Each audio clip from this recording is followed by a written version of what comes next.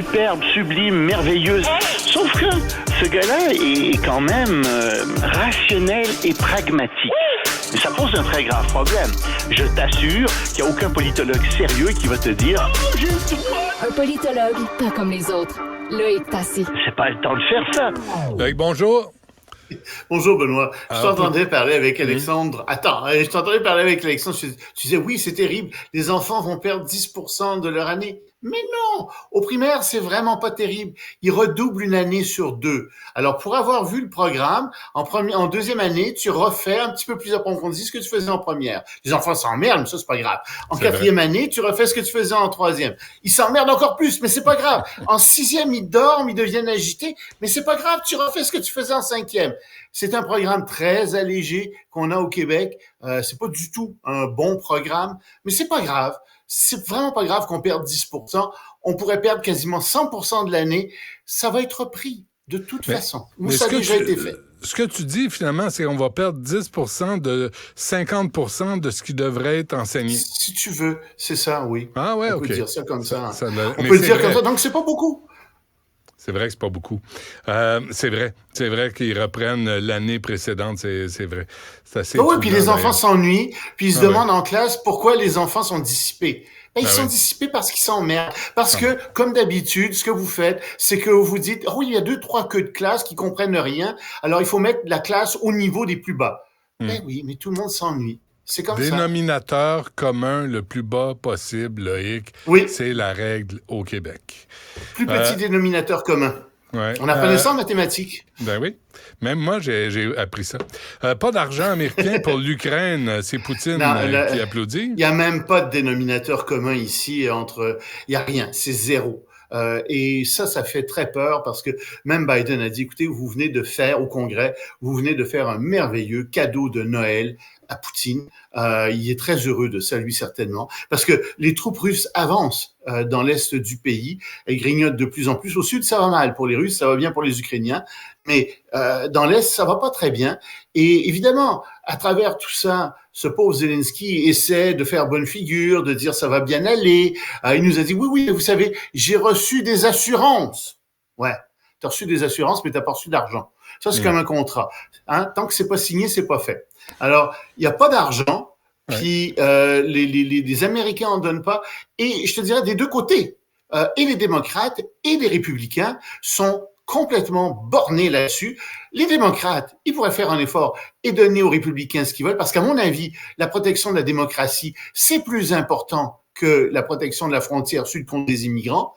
Puis la même chose, les républicains pourraient se dire, oui, mais quand même, on a une question démocratique extrêmement sérieuse sur les bras, mais je pense pas qu'ils se soucient tellement de la démocratie, surtout avec Donald Trump qui s'en vient, qui va être à leur tête. Mais à leur défense, Loïc, là, je me mets dans leur short, puis tu vas voir ton électorat, puis tu dis, on n'a pas mis d'argent pour l'immigration illégale, mais on en a mis à l'autre bout du monde, en Europe. Tu sais, les gens en bas. Mettez 20 millions. D'accord, la proposition, c'était 20 milliards de dollars quand même pour construire la frontière du Sud. Alors, c'est pas rien non plus. Ils en mettaient de l'argent. Oui, mais l'effet est direct pour l'électorat. Tu sais, ils se disent, chez nous, on veut réduire l'immigration illégale. Mais envoyer de l'argent en Ukraine, là, qui se démerde avec leurs problèmes? Moi, je pense qu'il y a une partie de la population qui se dit ça. Il y a une partie de la population qui comprend pas l'importance de cette guerre-là, là-bas. C'est très clair.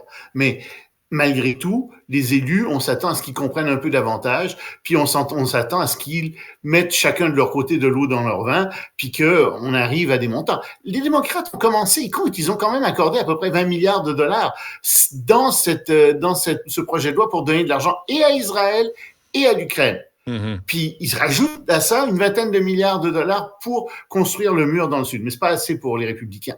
Ils vont finir où? Qu'est-ce qu'ils veulent? Puis les démocrates qui disent non, on donnera plus un seul sou. Ouais. Écoutez, là, mettez vos priorités en ordre. Puis la priorité en ce moment, c'est de défendre l'Europe, la démocratie contre la dictature de la Russie et de Poutine. C'est ça la priorité. Bon, le Canada qui tourne sa veste et qui demande un cessez-le-feu à Gaza, finalement. Oui. C'est une bonne chose peut-être finalement qu'il fasse ça parce que je pense que les destructions ont beaucoup avancé et c'est pas juste le Canada. Il y a 153 pays dans le monde qui l'ont demandé. Il y a une vingtaine de pays qui sont abstenus, en fait. Et c'est surtout des pays d'Europe de l'Est, quelques petits pays ici et là qui sont très proches des États-Unis et d'Israël. Puis, il y en a une dizaine qui ont voté contre, évidemment, les États-Unis, Israël. T'as aussi la République tchèque qui a voté contre.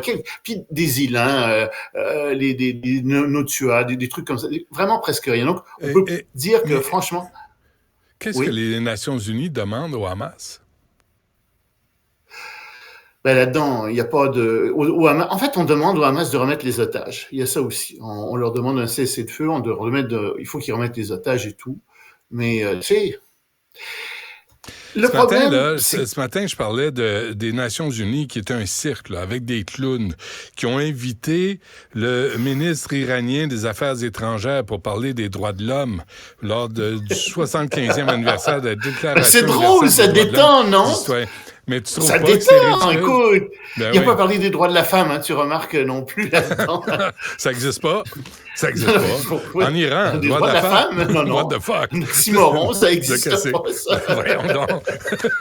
C'est dans la science-fiction. Mais les Nations unies, c'est un cirque. C'est un cirque, là. Qu'est-ce qu'ils demandent au Hamas? Sérieusement, le problème qu'on a aux Nations unies, puis je te l'ai déjà dit, c'est que sur 193 pays, il y en a juste une cinquantaine qui sont des démocraties. Les autres, ce sont des dictatures, ce sont des pays corrompus, et ça pose un gros problème. Et les États-Unis ont mis sur pied, avec les puissances qui ont vaincu lors des victorieuses après la Deuxième Guerre mondiale, ont mis sur pied ce système-là en se disant toutes les colonies, tous les pays vont évoluer vers la démocratie. Mais non, surprise. Non seulement ça évolue pas vers la démocratie, mais ça régresse dans certains cas. Puis plus les pays autoritaires ont de l'argent, plus ils deviennent belliqueux et plus ils veulent s'en prendre à leurs voisins.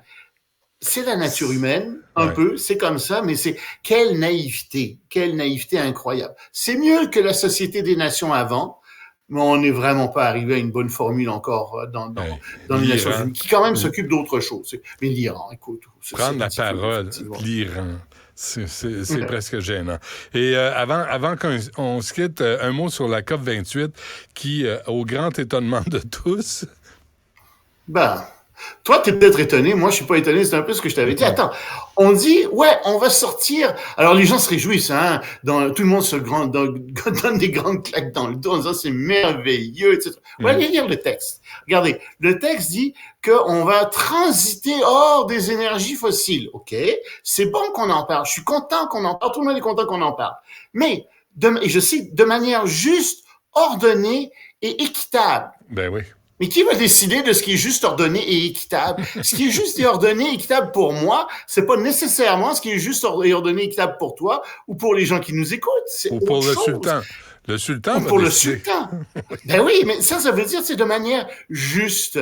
Alors ça peut vouloir dire pour bien des pays, regardez, les pays industrialisés ont pollué pendant des décennies, donc c'est à notre tour de le faire. C'est juste qu'on le fasse. Ordonner, ça veut dire, d'abord, vous, les pays industrialisés, sortez des économies fossiles, puis nous, on sortira après.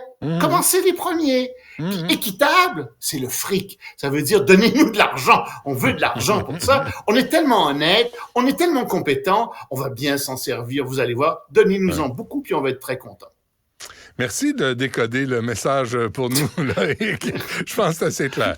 On se reparle demain. Salut. Salut.